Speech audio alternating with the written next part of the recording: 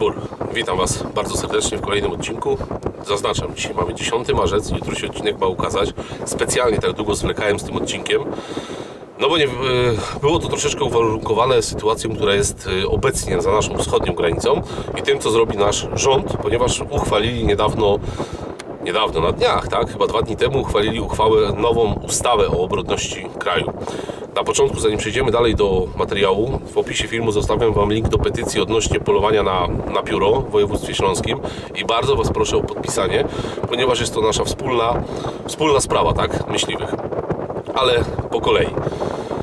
Moi drodzy, sytuacja za naszą wschodnią granicą pokazała nam tak naprawdę, nie tylko nam myśliwym, tak, ale wszystkim, czy ci myśliwi są tak naprawdę potrzebni, czy trzeba ich na siłę rozbrajać, czy trzeba im zabierać możliwość zabierania swoich dzieci na polowanie. Jest bardzo dużo takich znaków zapytania i tak naprawdę uważam, że dotychczasowa władza, która jest obecnie u nas w państwie, chyba nie jedzie w tą samą stronę, co powinna jechać, a zweryfikowały to wydarzenia za wschodnią granicą. I tak po kolei postaram się Wam to wypunktować. Słuchajcie, jestem na ambonie, trochę wieje wiatr. Mam nadzieję, że będzie ten głos dobrze słychać. Coś mi te kreski szaleją, ale będę mówił trochę głośniej. Nie ma tu mikrofonu na tej kamerze, dlatego jest mikrofon wbudowany, więc nie ma możliwości zniwelowania tych szumów. Ale nawet nie myślałem, że aż tak mocno będzie wiało, więc jak coś będzie z głosem nie tak, no to trochę mi przykro. Natomiast mikrofon jest przy tej drugiej kamerze, a ja mam dzisiaj starego Sony, więc, że tak powiem, no nie mam na to wpływu. Ale po kolei. Moi drodzy, ustawa o obronności kraju została napisana na kolanie, została napisana na szybko. Ja jej oczywiście nie czytałem, tam jest 515 stron, ale nieważne, to jest najmniej istotne, bo podejrzewam, że ona jest tak samo zrobiona jak nasz słynny Polski Ład, więc nie chcę się tu wypowiadać na ten temat. Są mądrzejsi, na YouTubie macie masę kanałów na ten temat, więc można sobie posłuchać analiz, podsumowań, jakichś nie wiem, jak brakuje mi teraz słowa, ale ogólnie oceny takich fachowców, więc możecie sobie to tam znaleźć i ewentualnie ktoś będzie miał chęć i czas, to sobie posłucha opinii. Natomiast do czego zmierzam? Zobaczcie, co się stało na Ukrainie i teraz też sam nie wiem, czy prezydent Zeleński, czy minister obrony głośno namawiał, nawoływał, prosił leśników, prosił myśliwych o to, żeby zabezpieczali tyły, bo oni są nacją uzbrojoną, są grupą społeczną, która ma broń. No, a u nas się robi zupełnie odwrotnie, chociaż może jest jakaś taki mały promyk nadziei, że się to zmieni. Ja nagrywam to po prostu tutaj z ambony tylko po to, że być może, a wiem, że oglądają Sudecką Ostoję nie tylko szeregowi myśliwi, ale oglądają ją również myśliwi, którzy pełnią różne funkcje na tych wyższych szczeblach, mają jakąś decyzyjność, mają jakieś przełożenie i być może zweryfikują to, co takie moje przemyślenia, moje takie naprawdę prywatne, ale uważam, że trafne. A czy trafne, czy nie, to czekam na Wasze komentarze, żebyście pod spodem napisali, czy te przemyślenia są, czy się z nimi zgadzacie, czy się z nimi nie zgadzacie, czy macie inne. Od razu na początku powiem Wam jedno. Ja nie twierdzę, bo w dalszej części materiału może być taki odbiór, więc ja absolutnie nie twierdzę, że wszyscy myśliwi to są mega komandosi, czy mega żołnierze sił specjalnych z gromu, typu Motyl, typu Nawal. Nie, to nie o to chodzi. To jest zupełnie inna bajka. Natomiast co Wam chciałem przekazać i co Wam chciałem podsumować tak pokrótce, że my naprawdę, myśliwi ogólnie, możemy odegrać w razie czego, oczywiście ja naprawdę nie chciałbym, żeby ten konflikt zbrojny się tutaj u nas w Polsce jakkolwiek zaczął. W ogóle to nie ma takiej opcji, to nie wchodzi w ogóle w grę, tak? Natomiast powiem Wam, no nie wchodzi w grę. No nie wiadomo, jak to się dalej potoczy. No, nikt tego nie wie, tak? To najwięksi eksperci, fachowcy się wypowiadają i tak naprawdę rozkładają ręce, co u tego Putina w głowie siedzi. Tego nikt nie wie. Więc powiem Wam, że jak to lepiej dmuchać na zimne, chcesz mieć pokój, chcesz żyć w pokoju, szykuj się do wojny. Takie fajne powiedzenia, które się teraz sprawdzają. Więc powiem Wam tak. W Polsce jest 130 000 myśliwych. Zakładamy, że połowa z tych myśliwych ze względu na wiek, ze względu na stan zdrowia, na różne inne względy nie będzie chciała brać czynnego udziału w obronie kraju. Obrona kraju to nie jest tylko strzelanie do okupanta, od tego trzeba zacząć. Ale powiedzmy sobie jasno, połowa nie będzie chciała brać udziału, czyli zostaje nam około 65 000 ludzi. Z tych 65 000 odrzućmy 15 000. Odstawmy ich na boczny tor. Zostaje 50 000 ludzi uzbrojonych. Jak uzbrojonych przejdziemy sobie dalej. Ale mamy 50 000 osób, którzy znają doskonale teren. Ja, patrząc przez pryzmat swój, poluję, jestem członkiem 2 kół. Łączna powierzchnia obwodów tych 2 kół to jest 25 000 hektarów. I naprawdę z czystym sumieniem mogę wam powiedzieć, że te 25 000 hektarów znam tak dobrze jak swoje podwórko. Znam każde drzewo, znam każde bagno, znam każdy stary brud, znam stary most, znam ten teren doskonale. I teraz zadam pytanie do osoby, która jest, powiedzmy, być może będzie taka osoba, która będzie to oglądała i będzie decyzyjna. Który żołnierz z WOT-u, tutaj stąd, zna 25 000 hektarów obwodu? Terenu, przepraszam, nie obwodu, bo to już nie mówimy o polowaniu. Jest taki? Nie wiem. Myślę, że nie ma. To jest taka moja dygresja i możecie przełożyć to na swoje obwody. Jedni polują w kołach, co mają 5 000 hektarów, duży, co mają 15, inni, co mają 30 000. I możecie sami sobie odpowiedzieć, jeżeli macie 10 000 obwód, ile wy tego obwodu znacie i jak go dobrze znacie. Więc to jest pierwszy aspekt. Drugi aspekt. Prawie każdy myśliwy jest wyposażony w samochód terenowy. Samochód terenowy, który prowadzi kierowca, który zna teren. Czyli jeżeli mówimy o zaopatrzeniu, o logistyce, o pomocy rannym, to już tak wybiegam bardzo mocno do przodu, ale tak to wygląda. No to chyba najprościej zwrócić się do kogoś, kto ten teren zna. Idziemy dalej. Czyli już mamy człowieka, powiedzmy w wieku około 40 lat, tak jak ja, posiadający samochód terenowy, posiadający bardzo dobrą znajomość terenu, posiadający podstawowe uposażenie takie jak ma mniej więcej żołnierz. Czyli mamy lornetkę, mamy broń, mało tego, my już mamy termowizję, mamy noktowizję. No i teraz przejdźmy sobie do sedna sprawy. Te 50 000 myśliwych jest wyposażonych w optykę i elektrooptykę. Elektrooptykę kilka lat temu weszło, że możemy polować na dziki z termonoktowizją i wykorzystywać ją również do obserwacji. No i teraz powiem wam krótko, na 130 000 myśliwych to uważam, że 100 000 te urządzenia posiada i tutaj nie ma dyskusji, że ma, nie ma. Ma i to nie jedno, bo jedno ma na broni, a drugie ma tak potocznie mówiąc, do łapy, tak? Czyli ten spotter do patrzenia. No więc teraz podsumowując już, tak, jesteśmy na początku tego mojego materiału, który próbuję do was nagrać. Zobaczcie, drodzy rządzący, kogo my mamy. Mamy człowieka, który zna teren, ma samochód terenowy, ma w ręce termowizję i ma broń. I teraz jaką broń? Na dzień dzisiejszy niech każdy z was sobie stanie przed swoim sztucerem, który używa na co dzień i niech zobaczy. Czyli wyposażenie na poziomie prywatne strzelam około minimum 80-90 tysięcy złotych. Coś, z czego już naprawdę nie potrzebuję dostawać od państwa, tak? To już my to mamy u siebie w szafach, u siebie w garażach stoi, tak? Także tutaj w garażu mamy auto, w szafie mamy broń, a na szafie leży termowizor. Więc jeżeli każdy z was stanie przed bronią, którą ma, niech to będzie sztucer. Weźmy normalny sztucer. Wartość dzisiaj rynkowa sztucera przy obecnych cenach średniej półki, nie wiem, Tika, Sako, Malnicher, wartość około 10 000 złotych. To tak skromnie mówię. Do tego optyka. Luneta do strzelania dziennego, również ze średniej półki. Oczywiście mamy, później dojdziemy sobie do tych półek wyższych, ale to w dalszej części materiału, ale weźmy tą średnią półkę. Około 4 do 5 tysięcy, czyli mamy kwotę około 15 000 z montażem. Mamy broń, z której przeciętny myśliwy do 200 metrów nie ma problemu z trafieniem celu wielkości sarny czy lisa. Teraz może zabrzmi to źle, ale no cel człowieka jest dużo większy, tak? Nie mówimy o człowieku, mówimy o okupancie, mówimy o kimś, kto przychodzi, atakuje nasz kraj, nasz dom, naszą rodzinę.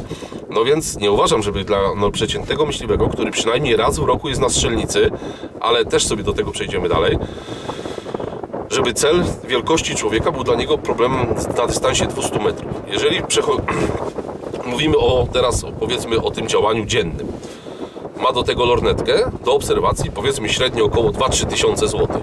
Czyli już powoli zbliżamy się do kwoty 20 tysięcy, uwzględniając amunicję i tak dalej, i tak dalej.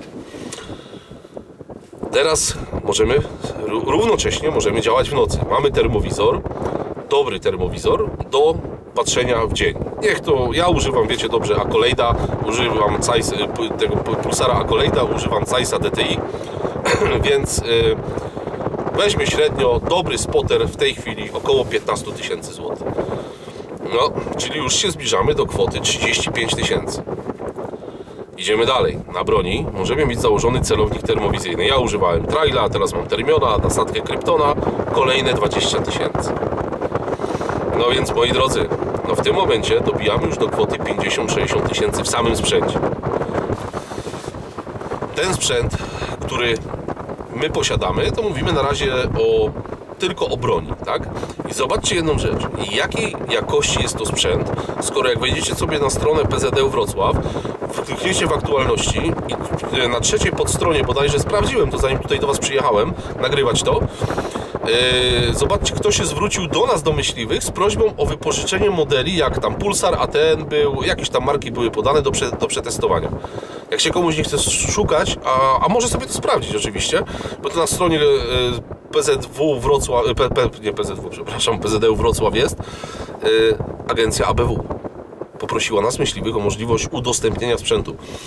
No więc zaraz, no coś tu jest nie tak, tak? No w tym momencie chyba rządzący nie do końca sobie uświadamiają, z kim mają do czynienia, bo mają, zakładamy, 50 tysięcy gotowych osób, które mogą stanąć w obronie kraju.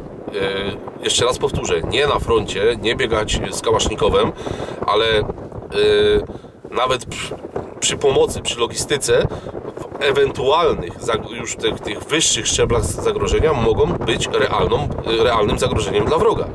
Więc moi drodzy, powiem Wam krótko. Jeżeli doliczymy do tego samochód, powiedzmy około 40 tysięcy złotych, przeciętna terenówka, no może 30, różne są, tak? Są samochody terenowe za 200 tysięcy, są i samochody terenowe za 20 tysięcy, tak? Różnie. To i tak oscylujemy w kwocie minimum około, z całym sprzętem takim dobrze usprzętowionym, około 100 tysięcy złotych. No i teraz wracając i idąc dalej, część myśliwych nas strzela sportowo. Strzela w sześciobój myśliwski, teraz już pięciobój myśliwski, tak? Mało tego, część z nas bawi się w longshota. A longshot to już nie jest broń za ten ekwipunek cały, który Wam podałem, około 100 tysięcy, to stanowi sztucer plus optyka. Ale ci ludzie strzelają 600+. Także tam oddają strzały na 1,5 kilometra na niektórych strzelnicach w Polsce i mało tego, mają taki sprzęt, jaki ma wyspecjalizowane wojsko, najlepsze jednostki. My nie mówimy o sztucerze za 5 tysięcy złotych, tylko naprawdę tam chłopaki strzelają, mają na swoim wyposażeniu takie marki jak Steyr, jak Sako TRG i tak dalej, i tak dalej. To z takiej broni, to tak naprawdę nasz Grom strzelał do talibów w Afganistanie, a my to mamy w posiadaniu cywilnym, więc tutaj tych ludzi nie ma dużo, ale są to już mega przystosowani żołnierze, to już mogę jasno powiedzieć, są to żołnierze, którzy potrafią oddać strzał na 600 metrów, dla nich to jest żaden problem, umieją czytać wiatr, mają dalmierze i tak dalej, i tak dalej. Więc moi drodzy, no tutaj już idziemy w ten wyższy stopień, tak? Jeżeli chodzi o całą logistykę wokół tego, to myśliwi, nikt się lepiej nie sprawdzi jak my myśliwi. Naprawdę, tutaj nie widzę innej możliwości, żeby ktoś w terenie przede wszystkim się sprawdzał lepiej. A co robią rządzący? Obligują nas do corocznych badań co 5 lat. Czy to jest dobre, czy nie? Ja to stawiam pod znakiem zapytania, ponieważ nie do końca uważam, żeby było to niedobre. To nie jest tak. Natomiast no myślę, że powinno być to troszeczkę inaczej weryfikowane. Ale to mówię, to jest temat na osobny odcinek tylko w zasadzie tutaj to nagrywam po to, żeby pokazać Wam sedno tego wszystkiego. Więc mamy zakładamy te badania co 5 lat, czyli pierwszy krok do rozbrojenia nas. Drugi, najważniejszy punkt w tym wszystkim jest to, że myśliwi to nie rosną na drzewach, oni nie spadają z nieba. Oni wychowują kolejne pokolenia. A co się nam zrobiło? W 2018 roku zabrało się nam możliwość polowania z naszymi dziećmi. Ja nie uczę swojego syna czy swojej córki zabijać, ale ja ją uczę poznawać teren, ja ją uczę czytać las. I taki człowiek, jak myśliwy, który dorasta, który się uczy od dziecka, on jest gotowym terytorialsem. Gotowym, bo on wchodzi do lasu, on wszystko wie. Mało tego. Słuchajcie, miałem tego nie poruszać, ale no muszę to powiedzieć. Idzie kryzys żywnościowy, idzie kryzys gospodarczy. Rosja i Ukraina to były potentatami w eksporcie zbóż. W tym roku tego nie będzie. Naprawdę. Zobaczycie, jakie będą ceny żywności. Jeżeli dojdzie do konfliktu, to my, myśliwi, sobie poradzimy. Bo ja siedzę dzisiaj tutaj na ambonie. Tam jest jeden rudel saren, za nami tam pod lasem stoją 2 sarny, z tyłu za mną jest tam na rzepaku z 50 saren. Więc dla mnie nie będzie problemem zdobycia mięsa. Naprawdę nie będzie. Ale to nie patrzę tylko dla mnie. Patrzę dla mojej rodziny, dla moich sąsiadów, dla osób, które znam. Nie stanowi to problemu. Gdyby nasza władza poszła po rozum do głowy, przywróciła nam dzieciaki do polowania, to zaprocentuje nie mi, naprawdę, to już nie mi, ale zaprocentuje to na kolejnym pokoleniom. My, zabierając nam możliwość polowania z dziećmi, wychowywania ich, tak jak konstytucja mówi, tak jak ja bym chciał, dla siebie, ale ogólnie dla państwa. No to w jaki sposób chcecie tworzyć ludzi, którzy znają teren, umieją się w tym terenie poruszać, umieją zdobyć pożywienie? No w jaki sposób? Więc to jest kolejny mega krok, który nas w tym wszystkim cofa. Powiem wam tak, już na sam koniec tego wywodu. Bardzo bym nie chciał, ale bardzo bym nie chciał, żeby ten konflikt przeniósł się poza granicę Ukrainy. To, że on już tam trwa, no nie mamy na to wpływu. Ile on tam potrwa? Nikt tego nie wie. Czy on potrwa tydzień, 2 tygodnie, miesiąc? Nikt tego nie wie. Naprawdę. Natomiast jeżeli on by się przeniósł tutaj, większość ludzi, mamy takie pokolenie, jakie mamy, natomiast ja akurat jeszcze należę do tego chyba jednego z ostatnich normalnych pokoleń, bo większość ludzi to tak, teraz takie memy krążą po internecie, że to pierwsze co by zrobili, jak nie mają paszportu, to by stali w kolejce za paszportem. Natomiast Ukraińcy pokazali ilość osób, którzy wracają do kraju. Dzisiaj rano Straż Graniczna podała, że wróciło na Ukrainę przez naszą granicę polską tylko 88 000, z czego zdecydowana większość to byli mężczyźni. I po co oni tam pojechali? Że nie pojechali bronić swojego kraju. To pojechali ludzie, którzy tu byli kierowcami, murarzami, stolarzami, pracowali na magazynach. Oni pojechali tam bronić swojego kraju, nie mając przygotowania.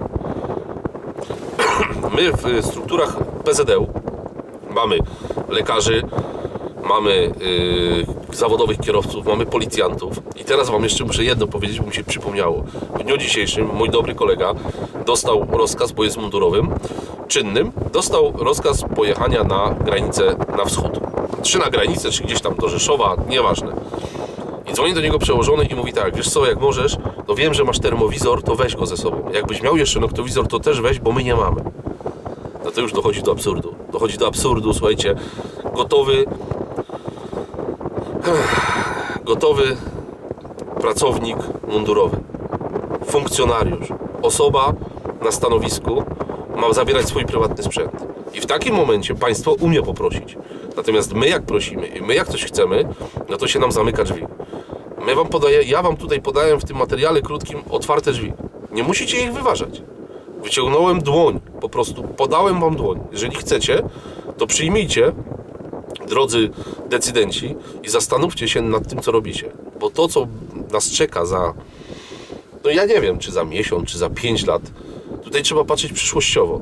Ostatnio oglądałem taki materiał z Nawalem. To taka postać znana w internecie z gromu. On nie lubi, jak się mówi na nich komandosi. To taki żołnierz służb specjalnych.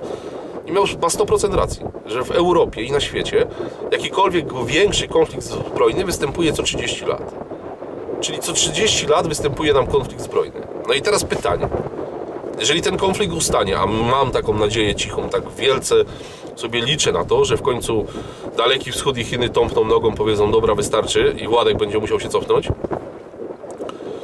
Oby tak było, bo myślę, że jak otworzą giełdę, słuchajcie, w Moskwie i Chińczycy kupią sobie Łukoila, Gazprom i Aeroflota, no to wtedy będzie chyba pozamiatane i wtedy już będziemy kupować gaz, rosyjski gaz od Chińczyków. Ale to taka anegdota moja prywatna, nieważne. Natomiast powiem wam tak, że jak się ten konflikt skończy, to za 20 lat czy za 30 ja już będę starym dziadkiem, jak będę żył. Ale moje dzieci będą musiały w tym brać udział, a będą w ogóle nieprzygotowane. I to przez was, decydenci. Przez was, bo ja ich nie wychowuję jako osoby, jak to mówią, w rurkach. No bo takie osoby, one, to cały ten, to zachodnie, nie chcę tego brzydko nazywać, tak, ale ta zachodnia moda, to lewactwo takie doprowadziło do tego, co mamy. Ta moda na niejedzenie mięsa, te nasze europosłanki, gwiazdy z Księżyca, jakieś nie ma w ogóle, gdzie są aktywiści, gdzie są ci wszyscy ludzie przeciw myśliwym. Moi drodzy, jeszcze tak może trochę odbiegłem od tematu, ale mi teraz się nasunęło. To nie są reżyserowane odcinki, to wiecie, co mi przychodzi do głowy, to tak mniej więcej mówię. Zrobiliśmy tą akcję wspólnie z gminą Zagórz odnośnie darów dla tych uchodźców, pomocy, nie darów, źle powiedziałem, pomocy naszej takiej płynącej od serca. Myśliwi się zorganizowali, chłopaki z Zagórza dzwonią, Kamil, tego przychodzi tyle, tych paczek jest masę, za co nie ja wam dziękuję, bo ja to byłem takim przecinkiem, który to tylko nagłośnił.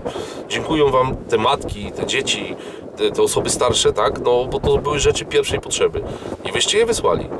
My, jako myśliwi, potrafiliśmy się zorganizować i pomóc, a ci nasi oponenci, no gdzie są? No nie ma ich. Bo czemu ich nie ma? No nie ma ich, bo tam się daje, a nie bierze. Przecież to jest logiczne, jak trzeba coś dać, to ich nie ma. Gdzie oni teraz są? Bo tam się tam zadymienie jest, tam takie CO2 się w Charkowie na Ukrainie dzieje. Zobaczymy, jak będą odbudowywać tą Ukrainę. Ile oni zbiorą pieniędzy i jaki pojedzie wolontariat z tych samych, co byli w Puszczy Białowieskiej, później te wilczyce z Bieszczad. No, gdzie one są? Jakoś mi się tam nie przewijają. A nasza Sylwonia S? No to gdzie ona jest? Co dalej mówi, że jak się krowę doi, to się ją gwałci? No nie, moi drodzy, to nie tędy droga. No, tak to funkcjonować dalej nie może. Jeżeli my się poddajemy w takiej sytuacji, gdzie ci celebryci wszyscy, co tam uciekło mi, Maja Ostaszewska, to jest gwiazda też wspaniała, bym powiedział. Gdzie ona jest? 14 dzień wojny. Jakoś ja jej nie widzę w mediach. Po prostu, no, ja nie mówię, że trzeba wziąć karabin i jechać tam na mury Kijowa i stanąć obok Zełenskiego, chociażby jej w życiu nie dopuścili, bo to Zełenski, wiecie, to jest chyba najbardziej pilnowany człowiek na świecie w tej chwili. A ona jest chyba nie do końca taka, żeby mogła tam koło niego stanąć, więc pewnie by jej nie ufał, tak jak ja, czy większość z was. Natomiast, no dlaczego jakoś nie pomagają? No przecież ci wszyscy mega celebryci, no gdzie oni są? A my wielokrotnie pokazaliśmy, i to nie w sytuacji jednorazowej, tylko za każdym razem jak trzeba, to my potrafimy, a reszta nie potrafi. I ta reszta, ta właśnie, to taka społeczność mikro ma większy wpływ, taki irracjonalny wpływ na decydentów, polityków, bo oni potrafią zrobić swoimi zasięgami, swoją osobą w internecie potrafią zrobić większy szum. To zawsze ten szum idzie w złą stronę. Zawsze. Ale potrafią go zrobić. No i co teraz? No i teraz już na koniec sam, tak wam powiem, drodzy decydenci, jeżeli to tam słuchacie tego, macie, tak jak wam powiedziałem, 50 000 mężczyzn w sile wieku. Nie takich jak Władimir wsadził w te czołgi i kazał im jechać po 19-20 lat. Takich też macie u nas, ale to jest dużo mniejsza, to jest, nawet nie jest to 1%, ale macie 50 chłopów uzbrojonych tak, jakbyście chcieli, żeby wasze wojsko było uzbrojone. Tak, no, życzylibyście sobie tego, żeby wasze wojsko miało broń, celowniki, termowizory o tej wartości w tej ilości. Bo ja nie twierdzę, że nie ma, bo służby specjalne oczywiście w Polsce są uzbrojone na pewno lepiej. Na 100%, ale nie ze starym kałasznikowem, którego muszka szczerbinka i nie wiadomo, czy on z 300 metrów trafi w stodołę. Tylko macie ludzi wyposażonych w broń z tłumikami, z termowizorami, z noktowizorami, ze wszystkim. Otwieramy wam drzwi. Wyciągamy do was dłoń, a wy nam dajecie wpysk. No tak to wygląda. Więc podsumowując to wszystko, zastanówcie się, naprawdę zastanówcie się, czy chcecie to stracić i chcecie doprowadzić, wiatr przestał wiać, słuchajcie, i czy chcecie to doprowadzić do tego, żeby tego nie było. Mówi się o jakichś znowu tych ustawach łowieckich. Ten nasz wspaniały człowiek ludu, rolnik z 4,5-rocznym wyrokiem miesza, bo mu chyba pieniądze się skończyły, już nie ma kogo okradać, rolników okradł, teraz kogoś innego chce okraść. No więc zastanówcie się, naprawdę, czy w ten sposób ma to wyglądać i czy nie będziecie potrzebować naszej pomocy. Jak będziecie ją potrzebować, to jej nie będzie, nie będzie miał ją kto wam dać. To jest też tak troszeczkę do naszych władz. To jest ten moment, zarządzie główny, to jest ten moment, Naczelna Rado, żeby pójść gdzie trzeba, bo wy macie inne przełożenie. Wy rozmawiacie z tymi politykami na co dzień. Ja nie mam dostępu, żeby pójść do ministra, a wy jesteście tam przynajmniej raz w miesiącu. Rozmawiacie z ministrem, jednym, drugim. Wy macie przełożenie. Wy możecie im wyargumentować. Niech ktoś mądry w końcu tam napisze ustawę, propozycję, nie wiem. Niech to zrobi w formie, nie wiem, otwartego pisma, ale wytłumaczy, że zamykanie siena myśliwych, ukrócanie cały czas naszych praw prowadzi na równi pochyłej w dół. Słuchajcie, kończę. Mam nadzieję, że nam jakieś dziki wyjdą. A jak nie wyjdą, to sobie pochodzimy za nimi. Bo Michał dzisiaj się przeprowadza. Będę miał bliżej do niego. Więc umówiliśmy się wieczorem, że pójdziemy na kabany. No bo ten wywód niech się skończy, chociaż jakieś dziki bym wam pokazał w termowizorze albo w kamerze, ale może się chociaż wam pokażę. Bo już dawno nic nie strzeliłem. Jeszcze odcinki ostatnio są takie bardziej gospodarcze, ale to ze względu na porę roku. Od kwietnia znowu ruszymy, natomiast dzisiaj może jakiegoś dzika trzeba strzelić i wrzucić do zamrażarki, bo nie wiadomo co to będzie. Chociaż ja twierdzę jedno, że ja sobie dam radę. Dla myśliwego, przynajmniej z mięsem nie będzie problemu. No to nie widzę takiej możliwości, żebyśmy nie mieli możliwości. No chyba że znowu wpadną geniusze tam na górze, że trzeba rozbroić kraj jak w 1939. Ukraina w konflikcie. I co robi? Rozdaje broń za darmo teraz. Kto jest zdolny do walki, przychodzi, kolejki po odbiór broni, po kilka tysięcy ludzi. Ale najlepiej co będzie zrobić, jeżeli dojdzie do konfliktu? Zdać broń na komendę i, nie wiem, uciekać. No tak to w tym kraju wygląda. No przecież się mi na koniec jeszcze przypomniało. Tak będziemy robić, że zdamy broń, powiemy, no musimy jechać, zdać broń i nie wiem, i czekajmy, aż nas Ruscy rozstrzelają. No szkoda gadać, naprawdę, szkoda gadać. Jak możecie, udostępnijcie ten odcinek, żeby miał jakiś zasięg taki większy. Bardzo was proszę, może się akurat nasi mądrzy rządzący gdzieś to tam dotrze. Może ktoś to w końcu zrozumie. A jak nie zrozumie, no to szkoda, to nie wiem, to może nasze władze związkowe coś poradzą. Bo my, jeszcze jedno wam dodam, bo widzicie, bo tak mi nadchodzą te myśli cały czas. Wiecie, że na pozwolenie myśliwskie, a już na kolekcjonerskie, teraz na myśliwskie możemy kupować AR-y, możemy kupować sztucery samopowtarzalne, tylko nie strzelające ogniem ciągłym, całą pełną broń myśliwską. SAK-OTRG możecie sobie kupić w kalibrze przykładowo 338 Lapua Magnum, gdzie zasięg strzału takiego rażącego to jest 4 km. Tam 3,5 km jakiś tam chyba ten Fin, co teraz niby przystąpił do ukraińskiego WOT-u, tam 3,5 km udokumentowany strzał do jakiegoś terrorysty. nie wiem, myślę, że ja nie znam się na tych longshotach, na pewno tam ktoś mnie będzie poprawiał, natomiast myślę, że mając takie narzędzie, to źle brzmi, narzędzie w formie do osób, tak, ale mając taką grupę społeczną jak myśliwi, wyposażoną w tej chwili wyposażoną jak jednostki specjalne i nie umieć z tego skorzystać i dawać nam, powtórzę jeszcze raz, dawać nam otwartą dłonią w pysk, a my, no też trzeba powtórzyć, powiedzieć głośno o tym, odwracamy i nadchylamy drugi policzek, to nic z tego chyba nie będzie w tym kraju. Więc to by było na tyle. Posiedzę sobie tutaj, jak wyjdą dziki jeszcze za dnia, to wam pokażę, chociaż one tu wychodzą późno. Za mną jest pole po burakach. Pole było zaorane, teraz je ładnie tam wybronowali. I przyjedziemy tutaj później. Jedziemy do domu chyba. Albo posiedzimy, zobaczę. I przyjadę. Na pewno tutaj zostanę dłużej dzisiaj. Posiedzimy, popatrzymy, może się tutaj jakieś dziki tam znajdą. Trzeba chyba strzelić tego dzika na użytek własny wziąć, bo różnie to może być. Bo jak nam każą się rozbrajać, no to już to nawet każdy z nas nie będzie miał problem z dostępem do mięsa. Chyba że będziemy wnyki stawiać. Udostępniajcie, niech to leci. Czekam na wasze komentarze, napiszcie, co o tym myślicie. O tym, co tutaj nagraliśmy. Mam nadzieję, że wypowiecie się jakoś tam mocno pod tym filmem.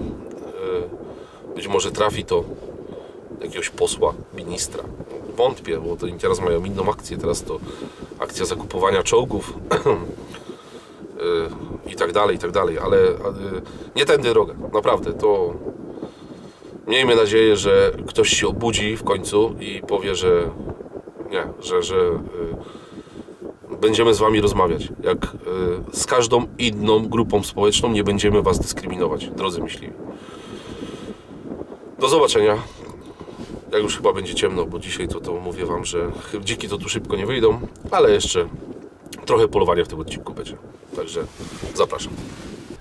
Witam was po raz drugi. Już mamy ciemną noc. Jest Michał, więc idziemy na podchód. Idziemy trochę pochodzić za dzikami. Przyjechaliśmy prawie w to samo miejsce, co siedziałem na ambonie, bo tutaj te tropy dzików są ewidentnie. Buchtują cały czas pole po burakach. Za chwilę tu będzie posiany. Podejrzewam, że chyba jęczmień posieją po tych burakach, no bo nie wiem, co innego o tej porze można posiać. U mnie owsa za bardzo nie sieją, więc raczej jęczmień. I idziemy pospacerować. Mam nadzieję, że jakieś dziki złapiemy, bo tropów jest naprawdę sporo. Wziąłem sobie termocajsa dzisiaj. Idziemy poszukać kabanów. Powiem wam, że byłem tutaj ostatnio, nawet coś tu próbowałem kręcić, coś tam ponagrywałem, a może wrzucę wam do tego filmu, bo na termo jest. Było tu tych dzików naprawdę dużo. Mamy godzinę 20:20, więc idziemy na spokojnie się przejść, przespacerujemy się, są fajne polne drogi i mam nadzieję, że uda nam się jakieś dziki wam pokazać, także ruszamy na podchód. Słuchajcie, są pierwsze dziki. Od nas jakieś 200 metrów, są na jednym z pól po burakach. Są w lewym narożniku, ale są takie nerwowe. Szliśmy od strony wioski, uszliśmy jakiś kilometr i patrzę, po lewej stronie są. Akurat w tym miejscu, gdzie się ich spodziewałem. Jest chyba locha i 5 małych. Warchlaków. Jeszcze warchlaków. Za chwilę będą przelatkami. Pamiętajcie, że dzik po 1 kwietnia to już jest przelatkiem. Do 31 marca jest to warchlak. Podejdziemy kawałeczek, tam jest droga, spróbujemy je podejść, ale one są jakieś takie elektryczne i jest, słuchajcie, totalnie bez wiatru. Jak siedziałem na ambonie, wiało, a teraz jest totalnie bez wiatru, więc trzeba będzie bardzo powoli podchodzić. Ruszamy.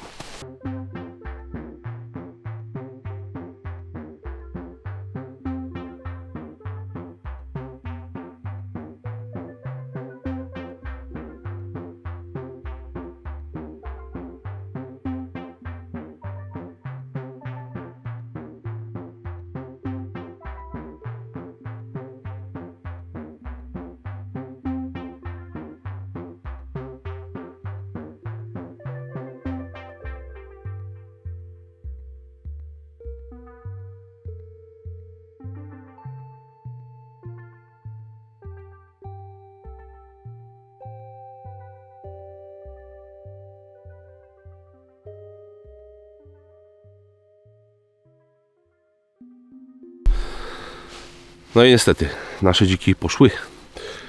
ale nie wystraszyły się ani nas, ani wiatru chyba nie dostały. Jakieś takie były. Locha odeszła, słuchajcie, tam na koniec, na drugie pole. Te małe jeszcze pogmerały. Mieliśmy do nich kawałek, jakieś 130, może 140 metrów, ale odeszły w prawo, przeskoczyły przez rów i poszły w stronę granicy mojego obwodu. Niestety, dobra, wracamy, zawijamy się, słuchajcie, pójdziemy w drugą stronę, pójdziemy na to drugie pole buraków, gdzie udało mi się ten odcinek taki słynny nakręcić, co tyle dzików było, bo też my jesteśmy w tym samym miejscu. Przejdziemy, wrócimy się jakieś 600 metrów i zobaczymy na tym polu. Mam nadzieję, że tam coś będzie, bo to pole tamto naprawdę jest mocno zbuktowane, także zawijamy rogala i idziemy w tamtą stronę. Słuchajcie, są dziki, tak jak mówię, są na tym polu, ale jest tam spora watacha. Jeden się trzyma z boku, a z lewej strony jest jeszcze na pewno 2 albo 3. Nie widzę, bo one są za lekkim wzniesieniem, więc musimy podejść na górkę. Zresztą, żeby mieć kulochwyt, podejdziemy. Zostało nam do tych dzików kawałek drogi. Jeszcze tutaj mamy, ja tam patrzę w ich stronę. Michał tu się odwrócił tyłem, słuchajcie, do nich.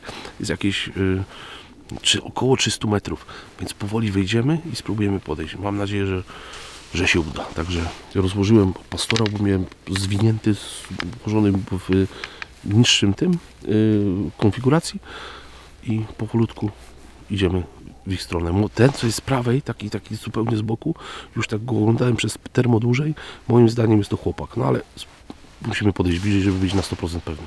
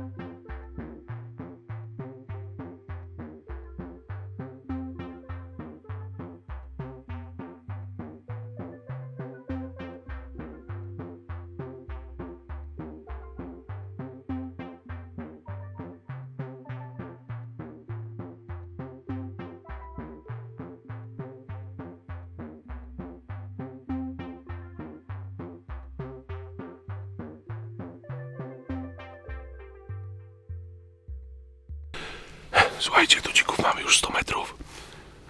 Są na ten jeden z prawej strony, co był, cały czas się trzyma. Tam jest takie drzewo, to jest jabłonka stara. Jest pod tą jabłonką. Ja myślałem, że ich jest tam 3-4, ale jak wyszliśmy na wzniesienie, okazało się, że ich tam jest 20. Tam na pewno są lochy. Ten duży dzik to jest locha. Tam jak go nagrywałem termo, to widzieliście. A ten z lewej strony, tam za nią, tam jest jeszcze jedna locha. I są jeszcze takie, powiedzmy, fajne, wyrośnięte warchlaki, prawie przelatki. Ale skupiamy się na tym z prawej strony.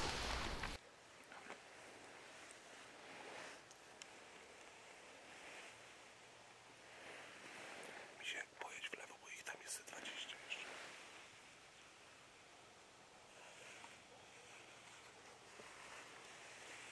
Na co? Jeszcze w lewo.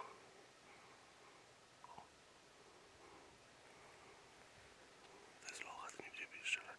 Jeszcze w lewo. Tam, o.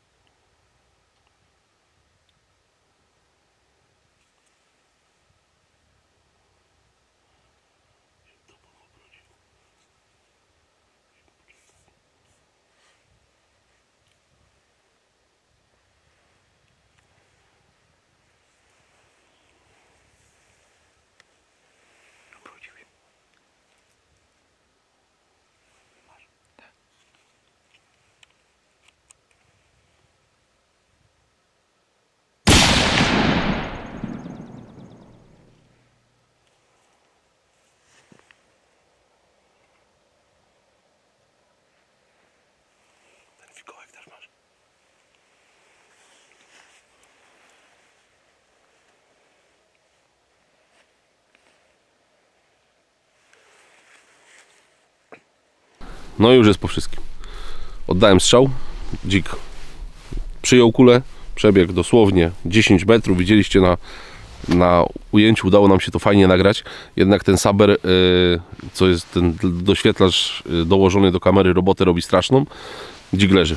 Idziemy, podejdziemy sobie do naszego dziczka. Dziczek leży praktycznie blisko drogi, więc spotkamy się przy dziku.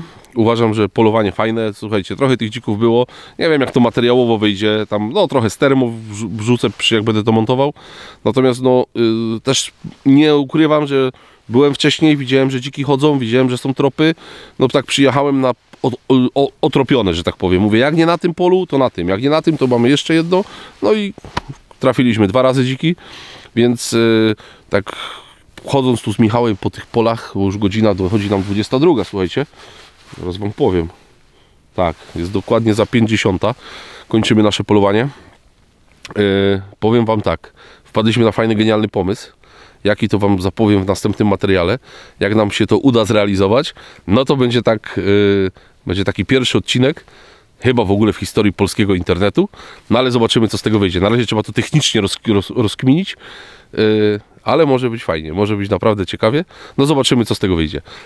Na pewno sobie to zaplanowaliśmy na kwiecień, więcej wam nie będę mówił. Idziemy do dzika, spotykamy się przy dziku. Najgorszy jest problem jeden, że tu nie będzie z czego zrobić złomu, bo słuchajcie, stoję na środku pola, totalnie.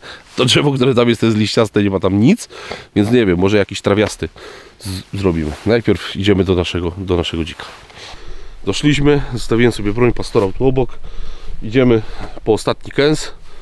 Mamy taką słomkę, że tak powiedzmy.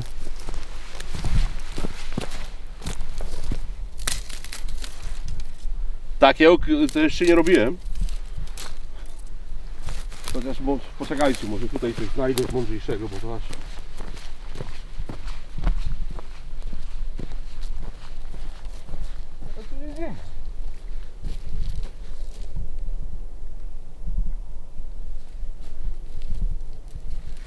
Nie będzie. Zrobimy mu rzepakowy.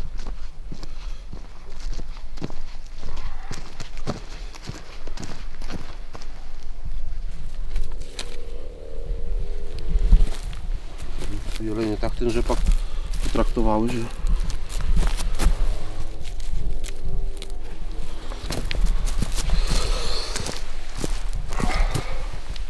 Ostatni kęs. Pieczęć. I do mnie do kapelusza, do czapki. Kawałek listka.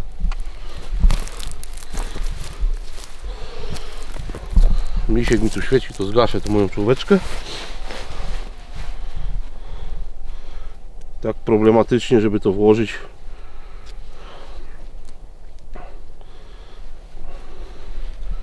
Podłożymy to tak, bo nie ma wyjścia. Także moi drodzy, dziczek udało się upolować dziczka, warchlak, płeć męska, zresztą widać.